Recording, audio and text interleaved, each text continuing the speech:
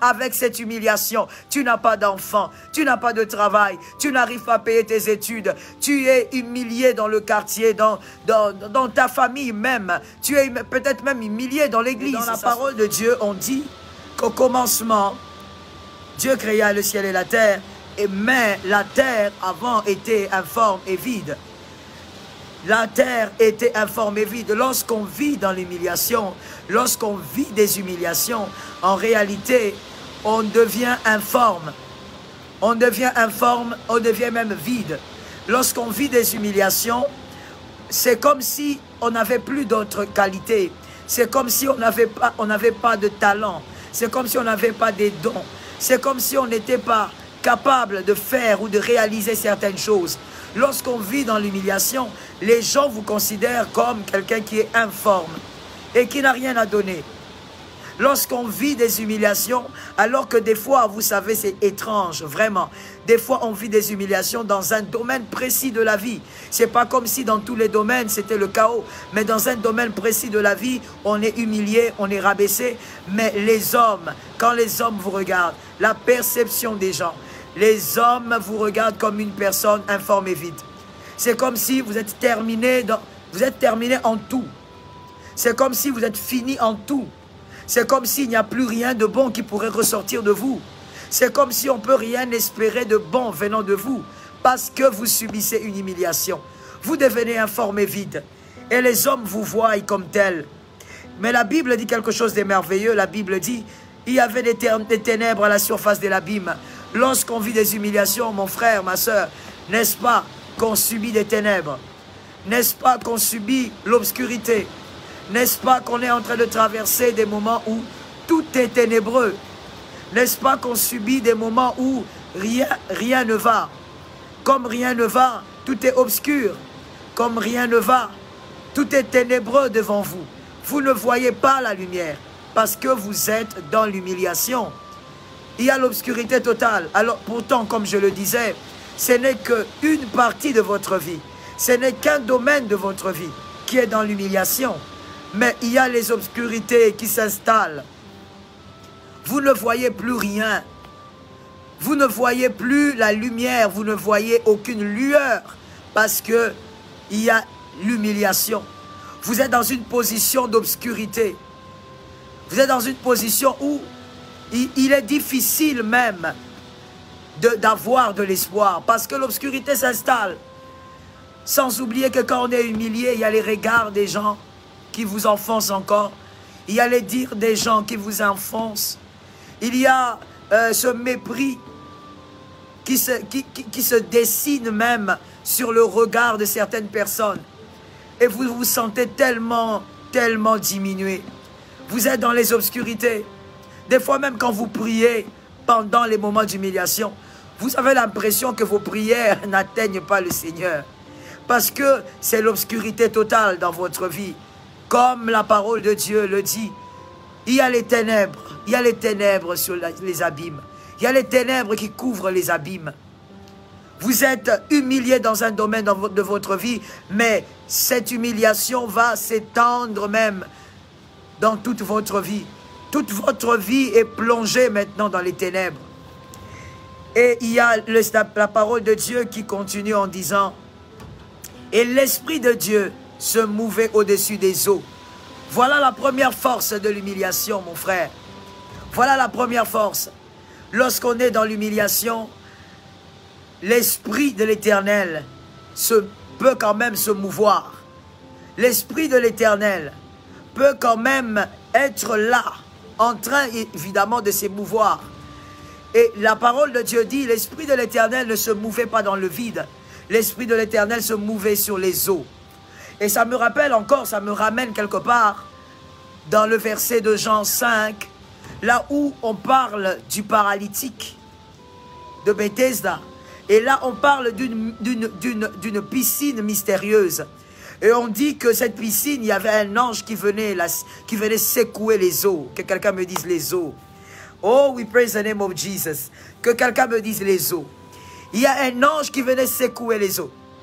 Il y a un ange qui venait agiter les eaux. Et lorsqu'il venait, celui qui sautait en premier était guéri. Que quelqu'un me dise les eaux. Oui, de la même manière, l'ange secouait les eaux.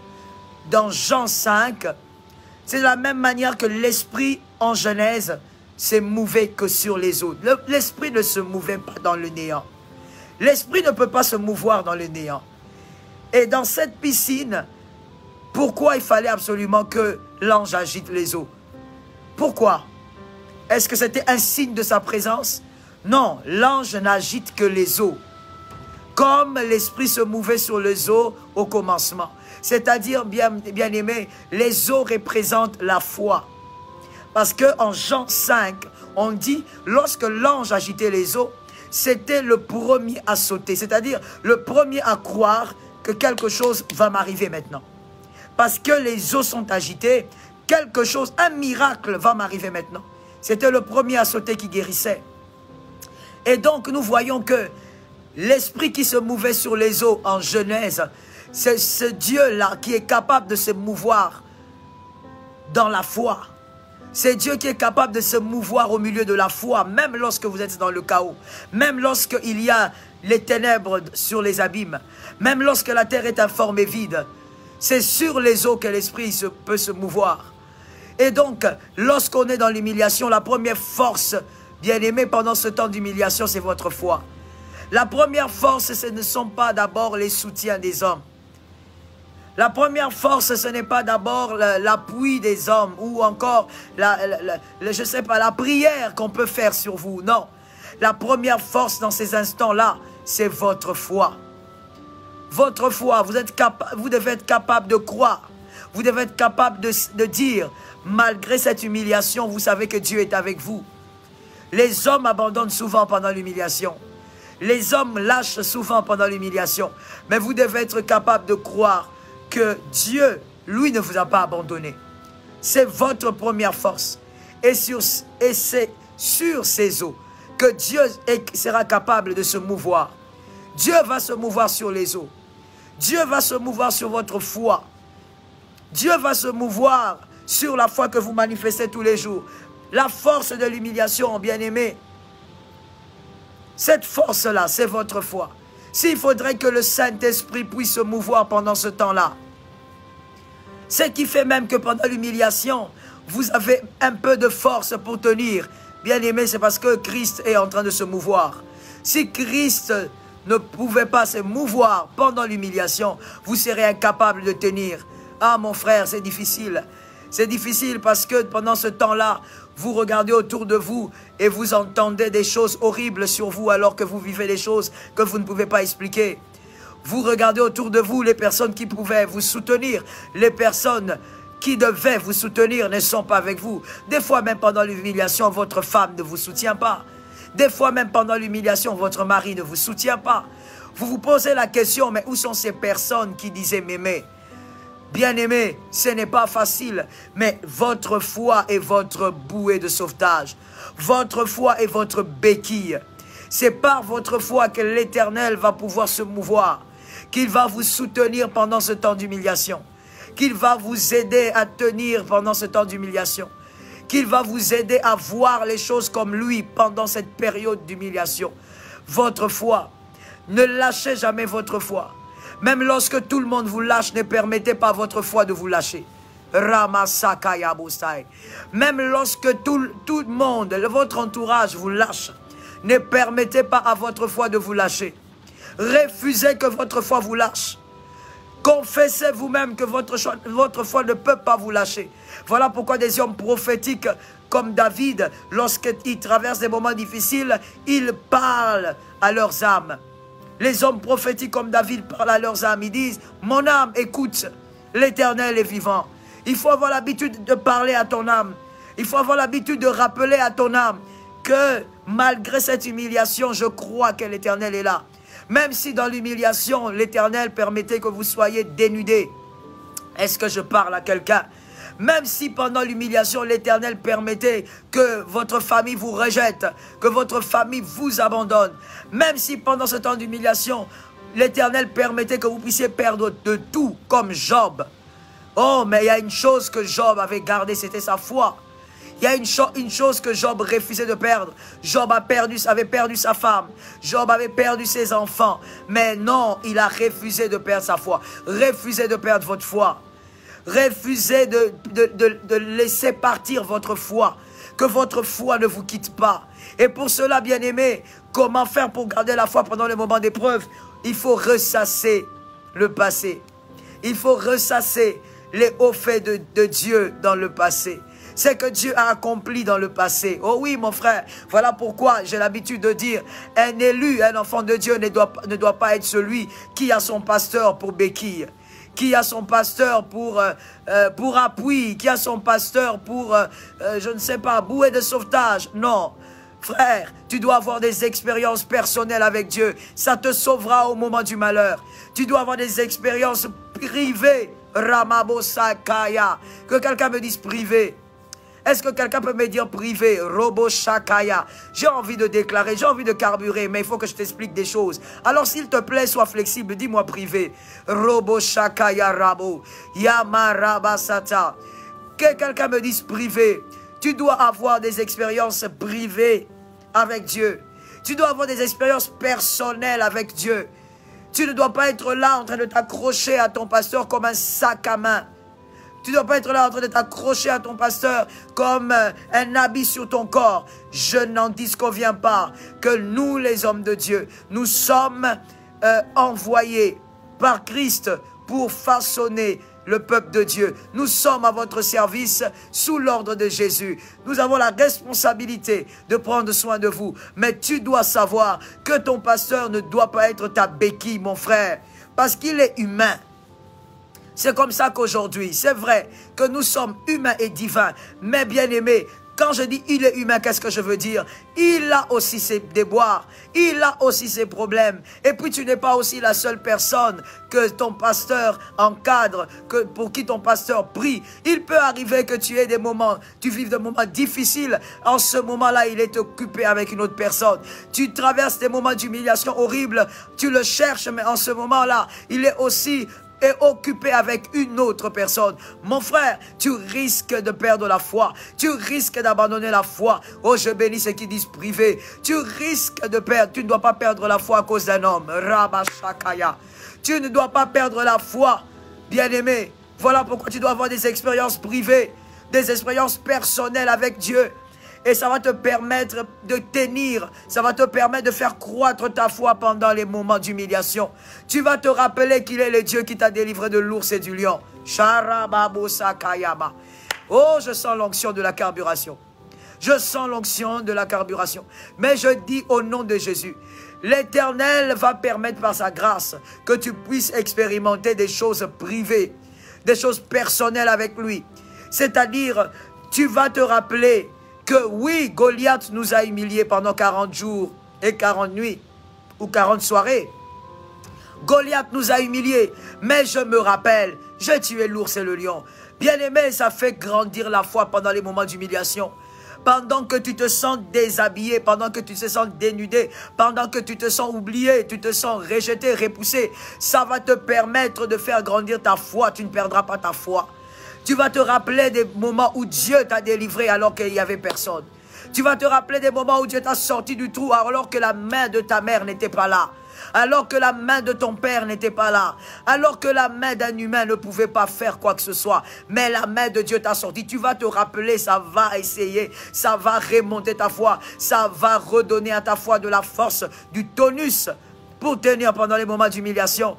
Ça va permettre à ta foi de croire que oui, il est avec moi, même si je suis seul, en traversant la vallée de l'ombre de la mort, il est avec moi. Les choses que Dieu a fait dans le passé.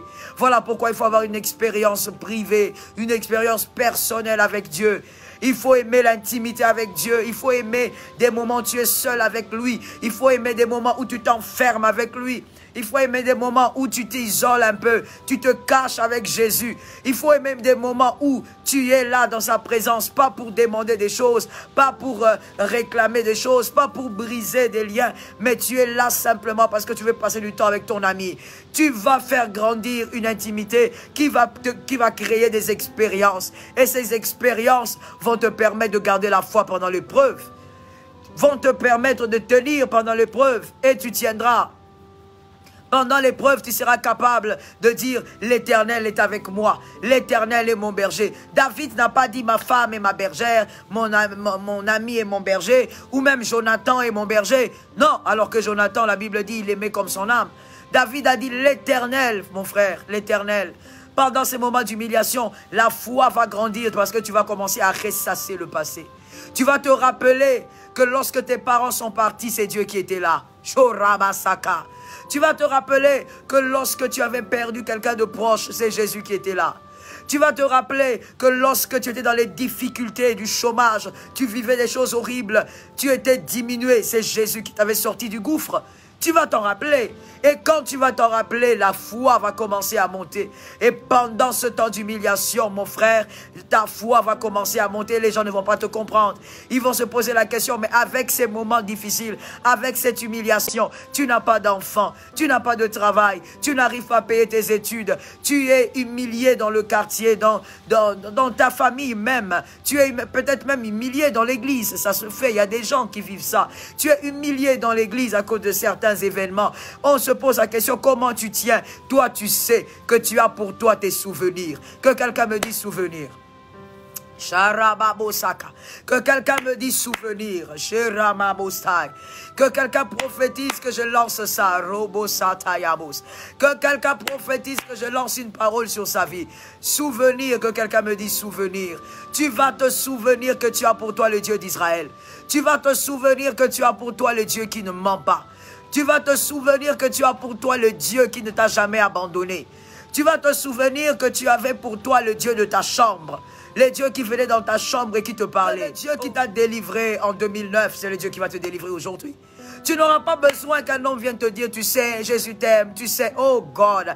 Bien-aimé, laisse-moi parler, laisse-moi lancer une parole. Frère, tu dois avoir au niveau de ton esprit une bibliothèque de souvenirs. Sharakayabo. Une bibliothèque de souvenirs au niveau de ton esprit. Est-ce que quelqu'un peut me le dire? Une bibliothèque. Rabasakaya. Je sens l'onction de la carburation, mais il faut que je t'explique des choses. Si je ne t'explique pas des choses, il y a des gens qui risquent de carburer sans avoir rien compris. Mais je sens déjà l'onction de la carburation. Ramabosoto. Que quelqu'un me dise bibliothèque. Oui, tu dois avoir au niveau de ton esprit une bibliothèque de souvenirs avec Dieu. C'est-à-dire quand tu tournes les pages des années, oh, tu as des souvenirs avec Dieu. Des fois même quand les hommes te critiquent, tu regardes, tu ris en toi-même. Tu dis, vous ne savez pas de quoi vous parlez. Moi, j'ai un Dieu. Je sais ce que j'ai vécu avec ces dieux. Quand les hommes pensent que l'humiliation va te faire disparaître, oh my God, toi tu regardes, tu t'en moques. Parce que tu as une bibliothèque bien-aimée de souvenirs. Tu sais que tu ne peux pas abandonner Dieu. Parce que ton histoire avec Dieu n'a pas commencé avec un homme. Oh, God be blessed. Ton histoire avec Dieu n'a pas commencé avec un homme. Oh my God. Robo Sataya. Tu dois avoir une bibliothèque de souvenirs au niveau de ton esprit. Tu dois avoir une bibliothèque. C'est-à-dire quand tu commences à ressasser, bien-aimé, tu dis non. Il y a tellement de souvenirs avec Jésus. Il y a tellement de souvenirs de délivrance avec Jésus que je ne peux pas perdre ma foi dans ce temps d'humiliation. Que quelqu'un me dise bibliothèque. Rebo setema bostai. Je ne te vois pas. Que quelqu'un me le dise. Ramabo. Tu dois avoir une bibliothèque. Oh, tu es bénie Bernadette. C'est toi qui as prophétisé en premier. Tu es bénie Ramabo. Ma fille Marie, sois bénie. Bibliothèque de souvenirs. Shorababo. Annie, tu es bénie. Bibliothèque de souvenirs, tu dois avoir une bibliothèque. Bien-aimé, oui, il y a des gens bien-aimés, même si le Seigneur dénudait complètement, ces personnes ne pourront pas abandonner la foi. Parce que ces gens ont une bibliothèque de souvenirs au niveau de leur esprit. C'est-à-dire, il y a tellement de souvenirs avec Jésus. Il y a tellement d'expériences avec Jésus. Mon frère, laisse-moi te dire, laisse-moi un tout petit peu parler de moi. Frère, moi, je ne peux pas abandonner Jésus. Oh mon frère, quoi qu'il arrive, je ne peux pas abandonner Jésus. Je ne peux pas laisser Jésus à cause d'une épreuve, à cause des humiliations. Je ne peux pas. Je te le dis aujourd'hui, retiens ça. Et d'ailleurs, c'est une vidéo qui va rester. Je ne peux pas abandonner. Je peux abandonner un homme, mais je ne peux pas abandonner Jésus. Je peux abandonner, je ne sais pas, quelqu'un dans mon entourage, mais je ne peux pas abandonner Jésus. Je ne peux jamais abandonner Jésus. Pourquoi j'ai une bibliothèque, mon frère? Entre moi et Jésus, ce n'est pas une affaire d'homme, ce n'est pas une affaire d'humain. Je n'ai pas reçu Jésus parce que j'avais un père pasteur. Je n'ai pas reçu Jésus parce que j'avais une mère très zélée dans le service de Dieu. Je n'ai pas reçu Jésus à cause... Quand Jésus est venu dans ma chambre à l'âge de 15 ans, j'étais seul avec Jésus. Il est venu, j'ai reçu cette apparition-là. C'est comme ça que j'ai donné ma vie à Jésus. Moi, je n'ai pas reçu Jésus dans une campagne d'évangélisation. Je n'ai pas reçu Jésus parce que je lisais la Bible. C'est aussi bien. Mais chacun a son expérience. Moi, j'ai reçu Jésus parce que Jésus est venu dans ma chambre. J'ai vu l'apparition du Christ. Il est venu dans ma chambre à l'âge de 15 ans. J'ai pleuré toute la journée ce jour-là parce que Jésus m'avait démontré que malgré mon zèle de fille de pasteur, je ne le connaissais pas. Malgré mon zèle de fille de pasteur, non, je n'étais pas encore attaché à lui. Je n'étais pas attaché à lui, je n'étais pas greffé à lui. Malgré mon amour pour l'église, ça n'avait rien à voir avec le ciel, avec la conversion. Car on ne va pas au ciel parce qu'on va dans une église. On ne va pas au ciel parce qu'on descend d'une lignée de pasteurs. On ne va pas au ciel parce que son père est pasteur. On y va parce qu'on a donné sa vie à Jésus. Rabasaka. Moi, bien-aimé, je ne peux pas abandonner Jésus à cause des épreuves. Non. Même si je disparais aux yeux des hommes, je resterai avec Jésus dans l'invisibilité.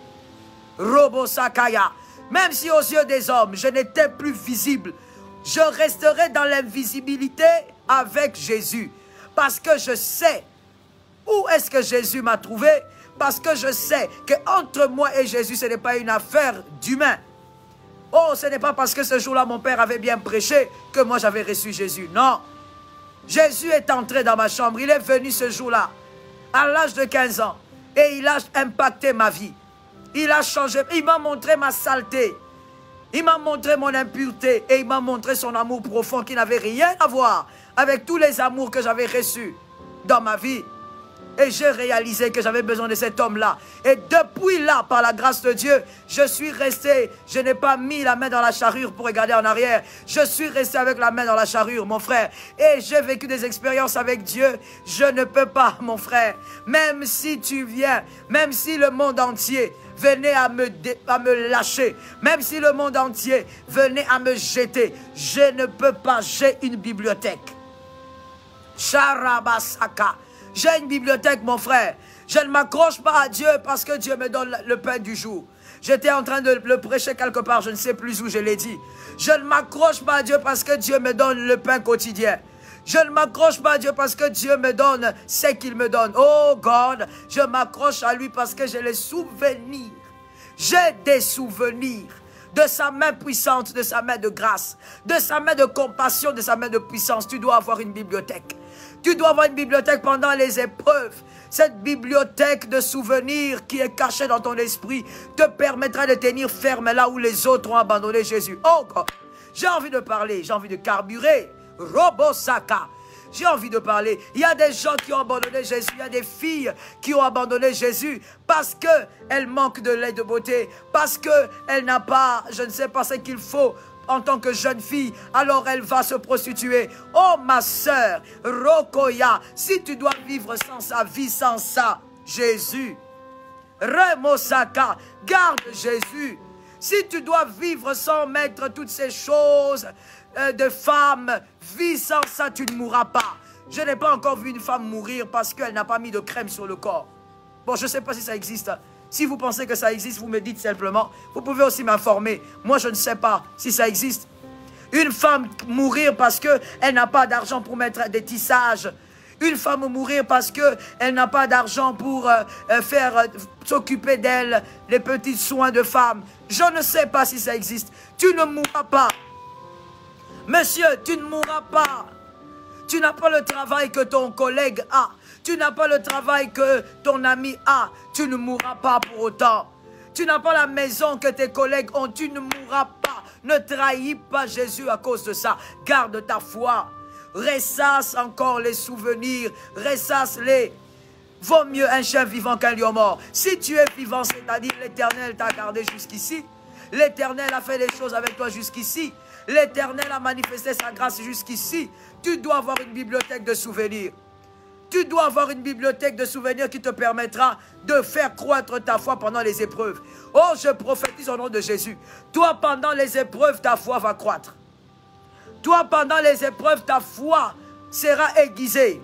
Ta foi sera engraissée. Robo Shakaya. Je prophétise au nom de Jésus. Toi, pendant l'épreuve, ta foi va grossir. Toi, pendant l'épreuve, ta foi va grandir et l'Esprit de Dieu va se mouvoir sur les eaux. Rababosaka. Pendant ce temps-là, pendant les temps d'humiliation et d'épreuve, quand les hommes attendront que tu puisses sortir de là, chaotisé, foudroyé par l'humiliation, toi tu sortiras de là la tête haute. Les hommes diront, mais ce n'est pas possible. Avec tout ce qu'il a vécu, on croyait qu'il allait vraiment être un moribond.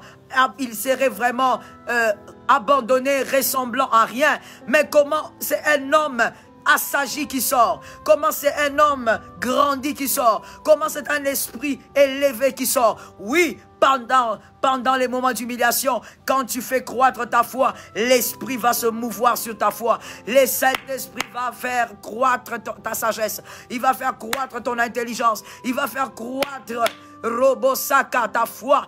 Les hommes seront étonnés de voir que tu sors pas du buisson ardent, pardon, que tu sors, on va dire, de la fosse au lion. Comme Daniel, tu sors de la fosse au lion, mais tu es rayonnant de gloire. Robosokoya, je sens l'onction de la carburation. Je suis obligé de carburer, cette onction-là est trop montée. Au nom de Jésus, par l'autorité de Dieu, on va voir que tu sors de la fosse au lion rayonnant. Au nom de Jésus, reçois cela là où tu te trouves. Reçois cela selon l'espace sur lequel tu te trouves.